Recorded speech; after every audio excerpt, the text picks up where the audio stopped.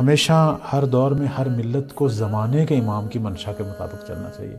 اس لیے پیغمبر اسلام صلی اللہ علیہ وآلہ وسلم کا فرمان ہے کہ ہر دور میں وقت کے امام کی معرفت واجب ہے، بے شک، جو وہ آپ کو بتائے گا کہ اسلامی زندگی کیا ہے۔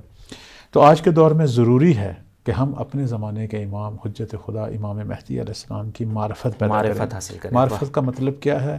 ان کے حوالے سے تمام معلومات جو ہیں، کورسز ہیں، جو بھی کچھ ہے، بکس ہیں، پڑھیں اور اپنے امام کی منشا کو جانیں۔ اب جو زندگی ہم نے ان کے مطابق گزارنی ہے وہ ہے منتظرانہ زندگی۔ بے شک، وہ جو وظائف بے عنوان وظائف انتظار ہماری کتابوں میں لکھے ہیں، اگر ہم ان کو بجا لانے کی کوشش کریں تو یقیناً ہم وہ لوگ ہیں کہ جن پر امام کی نظر عنایت ہے اور جنہیں وہ شرف ملاقات بھی بخشتے ہیں۔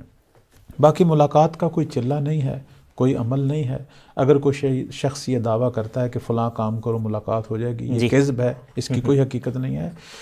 ہم جتنی مرضی کوشش کریں، ملاقات اس صورت میں ہوتی ہے جب امام مہدی علیہ السلام خود چاہتے ہیں کسی سے ملنا۔ واہ، اگر کوئی اس کا چلہ یا کوئی عمل ہوتا تو پھر تو غیبت نہ رہتی، ہر شخص مولا سے ملنے کی کوشش کرتا۔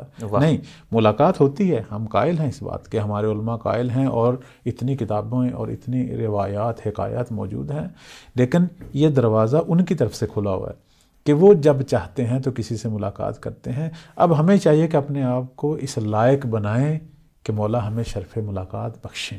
جزاکم اللہ۔ اپنے اوپر کام کریں، اپنے ارد گرد افراد پہ کام کریں، اپنے گھر پہ کام کریں، جہاں جہاں تک ہماری طاقت ہے اپنے آپ کو اور اپنے ارد گرد لوگوں کو مولا کی منشا کے مطابق ڈھالنے کی کوشش کریں۔